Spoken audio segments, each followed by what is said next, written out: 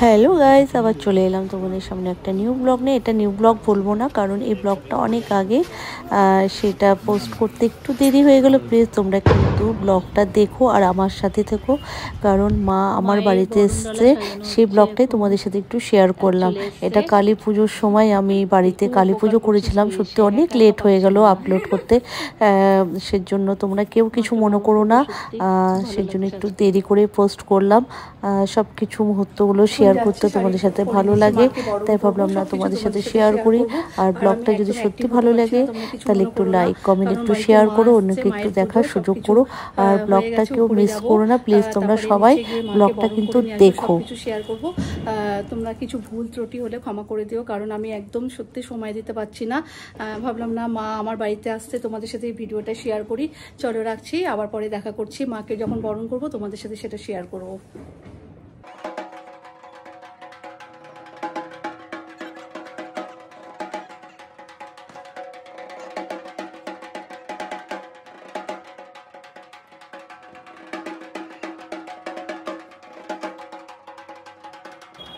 তোমরা সবাই মায়ের দর্শন করো। দেখো মাকে এখন বরণ করা চলছে।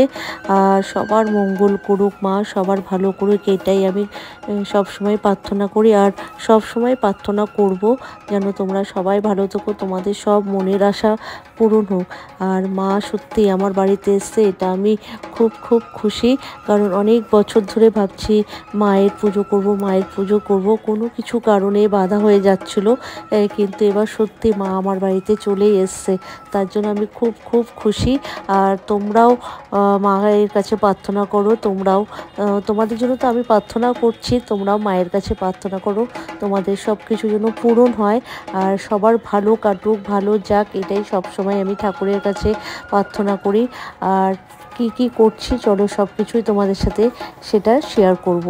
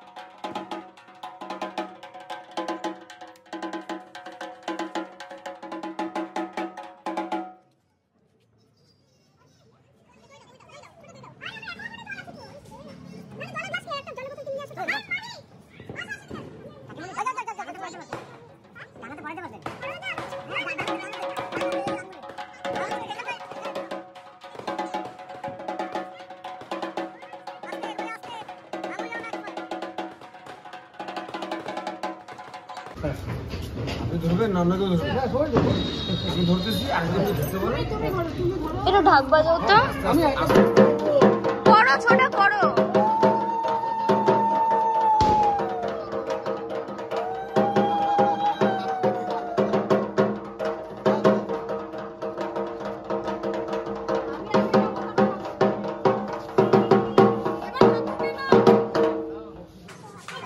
সত্যি ঠাকুর তোলাটা খুবই কষ্ট হয়েছিল, কারণ 4 তলা, তোমরা সবাই বুঝতে পারছো, মানে সিঁড়িতে ওঠা কতটা কষ্ট হয়েছিল। মানে মাকে তোলাটা মানে খুব ভয় লাগছিল যাতে পড়ে না যায়, মানে জানোই তো কোনো রকম একটা খুদ যাতে না হয় সেটা খুব টেনশন হচ্ছিলো, যাতে মা ভালোভাবে উপরে উঠুক আর সবার মঙ্গল করুক, এটাই চাচ্ছিলাম। খুব টেনশন হচ্ছিলো। আর সত্যি ভালোভাবে মাকে উঠিয়েছি, কোনো রকম কোনো কিচ্ছু হয়নি, সেটা আমি খুব খুশি। কারণ 4 তলা ওঠাটা খুবই কষ্ট হয়ে যাচ্ছিলো। আর তোমরা বুঝতে পারছো মানে এতটা সিঁড়ি ওরা উঠতে উঠতে খুবই কষ্ট হচ্ছিলো ওদের। কিন্তু সব মানে মায়ের আশীর্বাদে সব কিছু ভালোভাবে হয়েছে। দেখো মা উঠছে, এতটা ভালো লাগছে কি বলবো, মানে আমার চোখ থেকে মানে জল বেরিয়ে যাচ্ছে সত্যি মাকে দেখে, এতটা খুশি হয়েছি আমি কি বলবো। দেখো সত্যি খুবই কষ্ট হয়েছিল, মানে প্যাসেজটা এতটা ছোট ছিল যে ওখান থেকে মাকে তোলাটা খুবই মানে কষ্টকর হয়ে যাচ্ছিলো।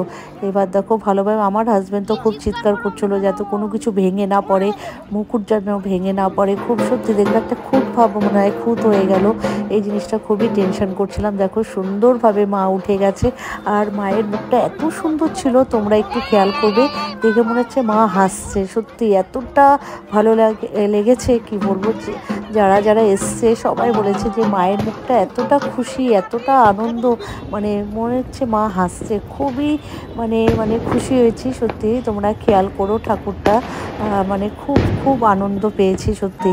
আর সব কিছু ভালোভাবে হয়েছে, তোমাদের ভালোবাসা মায়ের আশীর্বাদে সব কিছু ভালোভাবে করতে পেরেছি, এটাই আমার কাছে অনেক অনেক অনেক বড় পাওয়া একটা।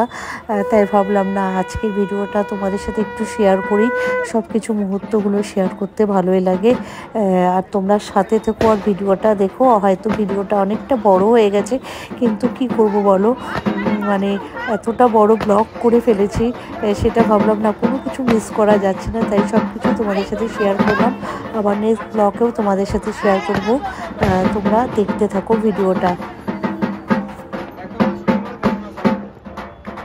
গেস্টরা চলে আসছে, খালি টাকা টাকা টাকা করে যাচ্ছে।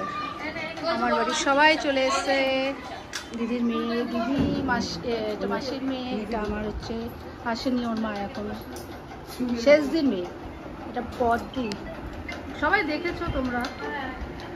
আর এটা হচ্ছে আমার মেজদি মেয়ে।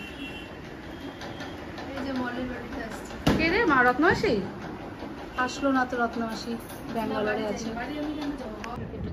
আজকের ভিডিওটা আমি এখানেই শেষ করছি, আবার আসছি নেক্সট ভিডিও নিয়ে, মানে পুজোর ভিডিও নিয়ে আবার তোমাদের সাথে হাজির হবো, কারণ পুজোর অনেক জোগাড় করতে হবে।